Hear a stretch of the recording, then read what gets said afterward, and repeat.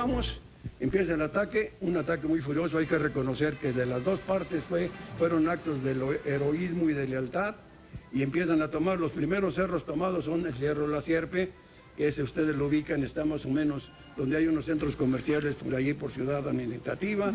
El Cerro del Grillo, que ya les conformo, es el que está a un lado del periférico, y el Cerro de Loreto. Y por la parte sur tenemos en la estación del ferrocarril el Cerro del Padre y el Cerro del Refugio, que hoy es cerro, conocemos como Cerro de las Golfas. Las primeras tropas que empiezan a retroceder de los federales es las que están en el sur por la estación del ferrocarril, porque eran fracciones federales muy pequeñas y se vieron abrumadas. Lo que sí nos llama la atención y es digno de reconocer son los combates que realizan en el Cerro del Grillo y en el Cerro de Loreto, porque a sangre y fuego, a los fuegos de artillería, cubiertos con sus fuegos de artillería del general Ángeles, los infantes avanzan hasta ir desalojando de las trincheras al ejército federal, que desmoralizado corre despavorido. En ese orden de ideas seguimos avanzando. La artillería federal descubre la artillería que estaba en Betagrande y empieza a hacerle fuego. Estaba un poquito atrás del Crestón. Afortunadamente una granada de artillería falla, la recogen y se dan cuenta que estaba graduada a 1.600 metros de distancia. Con ese dato reagiman, reorganizan sus baterías y es batida la artillería federal en la Bufa. Para las 5 de la tarde la plaza estaba tomada.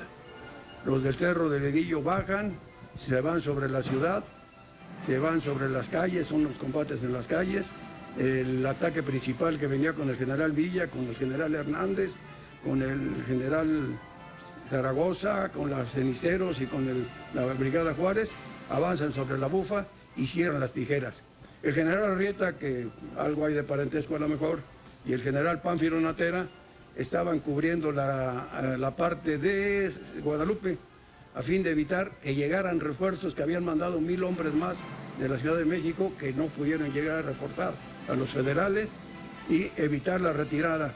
Nos cuentan los historiadores que el camino de Zacatecas a Guadalupe era un empedrado de cadáveres que inclusive hacía difícil el desplazamiento.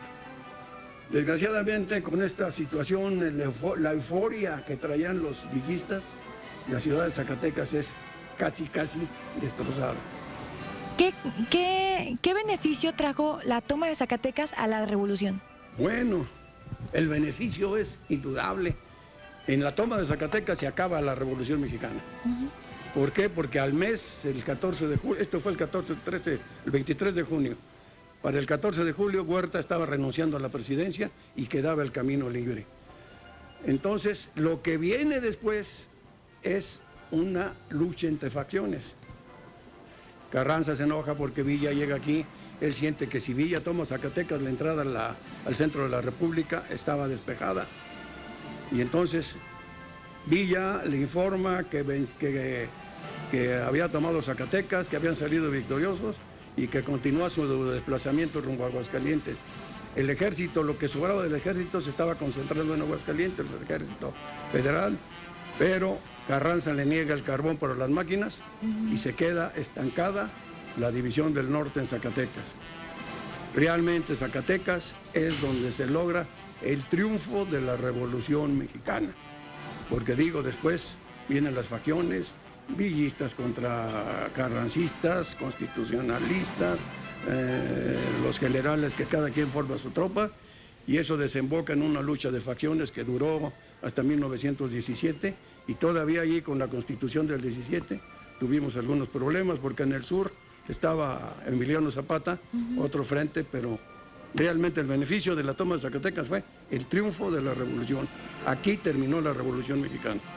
Muy bien. Zacatecas, como consecuencia social, ¿qué es lo que puede decir? A Zacatecas le costó mucho trabajo levantarse de la toma de Zacatecas. Años, porque destrozaron Zacatecas.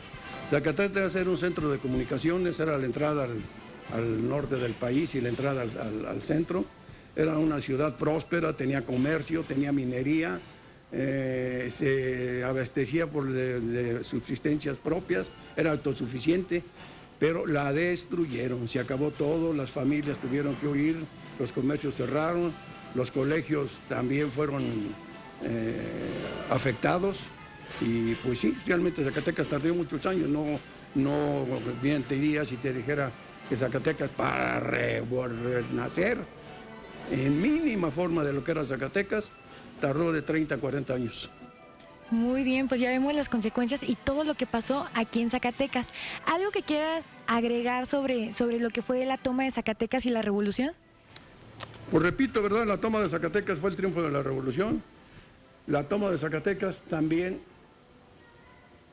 influye en el desenvolvimiento después de la revolución, porque es un conflicto entre Carranza y Villa, entre Obregón y Felipe Ángeles. Y de ahí empieza a desmoronarse esto y ya se forma el ejército constitucionalista y viene una serie de luchas fratricidas donde creo que se perdieron más hombres que en la propia revolución.